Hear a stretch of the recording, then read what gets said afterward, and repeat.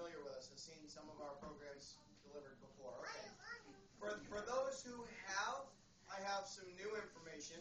For those who have not, this is going to be a first introduction with new information. Come on in, if you'd like. Have a seat. No? Okay. She was right. My name is Derek, and for the last 8 years, we have delivered ecology awareness and conservation-minded classes and programs and presentations featuring live animals in many different types of venues across many states, most of them in New England. Maine and New Hampshire are our core states that we service when it comes to our programs that travel on location, like we have here today. We also occasionally go to Vermont and Massachusetts, and then on very rare occasion under contract with Animal Planet Discovery, we've gone as far away as New York, Pennsylvania, and so on. Our name has been the Wildlife Encounters Traveling Zoo. It is an ecologically minded conservation entity, federally tax exempt, that I started back, I started doing this in 2002, in fact. Just at the beginning of this month, we've gotten to a point where we currently have 5 staff, approximately 130 animals, representing 70 different species of wildlife. Many of them have come to us as rescues or confiscations, and some of them transferred in from other zoos and professional facilities across the country. At the beginning of this month, we underwent a bit of a change. We've established, like I believe this school, a board of directors to direct its future activities, and we are now known as a New Hampshire nonprofit corporation called the Granite State Zoo. And not only is that a change of name, some other things about us will change.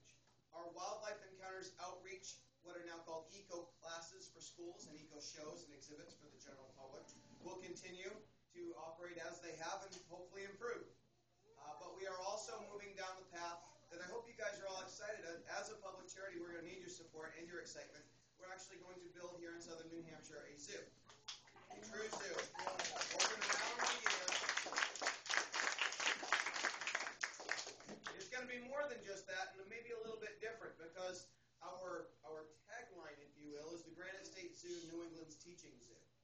And the educational component has always been under the Wildlife Encounters brand and will continue to be our most integral part of our conduct and of our mission. So you can envision going to some other, who's been to a zoo before? Most kids who have been to a zoo go as a field trip or maybe with their parents with a family trip or something, and you guys run around and see all the animals. And did you notice that everywhere you see animals, there's a little sign that says some stuff about the animals? Did you guys notice that? Who actually takes the time to stop to read it? Mostly parents, some of the older kids, most of the younger kids are like, who cares? They just want to see it. Which is a magnificent opportunity in itself to see some of the most amazing animals that share this beautiful planet with us. But we'd like it to be a little bit more educational than that. So it is our intention that there will be a kids' fun, fit area. Fitness is a personal thing of mine. I'm a big-time cyclist and so on. I'd like to have around the entire perimeter a huge protected bike walk path. Every building on the facility is going to be green building certified. We're going to burn as close to zero fossil fuels as possible. We're going to have a children's zoo where you can touch lots of animals and feed animals and stuff like that. But when it comes to admission to the zoo, our vision that is it will be a walking guided tour.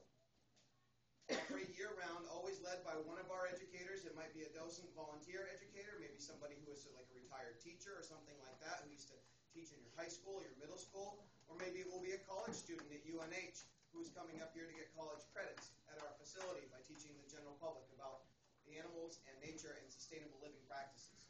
We'll have a whole sustainable living center, an organic garden, organic gardening classes, much more, including cool stuff like camel rides. So we're very excited. But like I said, our Wildlife Encounters eco classes that we deliver to over 300 schools a year, every school year, is right now our core mission, and I have an exceptionally great show for you guys today with some of our more popular animals. So are you ready to get started? Yeah. I know that it's Saturday, but I'm going to treat this as though it's a weekday class in some respects. We're not going to get deep into the learning, but our framework is going to be very similar. Okay? And it normally starts like this. Do you guys know what this is? In a traditional school, we will call this a globe, and I'm assuming at the Scholars Academy you'll continue to use that word. However, in our class, we call this Spaceship Earth. Yeah, that's normally the reaction I forget. Because it is a spaceship in many ways, floating around in outer space, and in some ways you can think of us as all astronauts. And everything that we need in order to live on Spaceship Earth is here and provided by Earth and the living natural environment that we're blessed to have here today.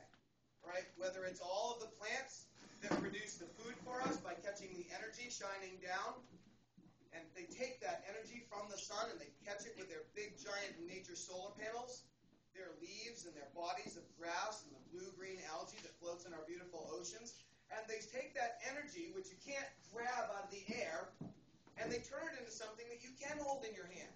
Like if you hold an apple in your hand, you're holding energy from the sun that the tree caught and stored inside the apple. And then when you eat it, guess what happens? The energy gets in you. I can prove it. Are you ready? Do this.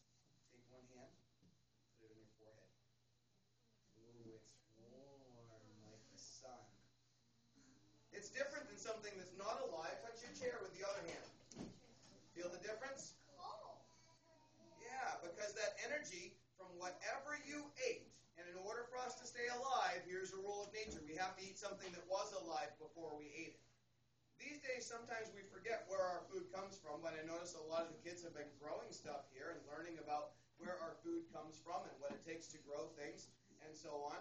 And so everything that we need, from the clean air that we breathe, to the food that we eat, to the dead trees that we walk on here on our floor, to the clothes that we wear, everything comes from nature. And the animals help to keep nature healthy as well. So in order for nature to be healthy for them and healthy for us, we all need to do an important role. Now, do the animals already have their jobs?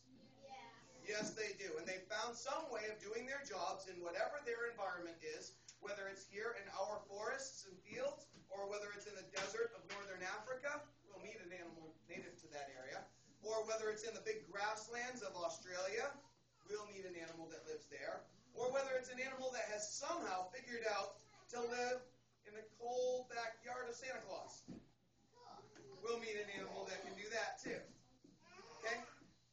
But wherever these animals are from, they have found some way of working well and living what we call sustainably, so that everybody's happy for a long period of time in their environments. Really, the only thing living on our planet that hasn't quite figured out how to live really sustainably is what? People. Us. That's right. We're still trying to figure it out. Smartest thing on the planet, yet we haven't solved that problem. But our constant challenge as people is, as we get more choices and as we learn more about nature and space and our planet and ourselves and all of the animals and plants on it, as we get more choices, we can make better choices. And that's always our job, is to make good choices.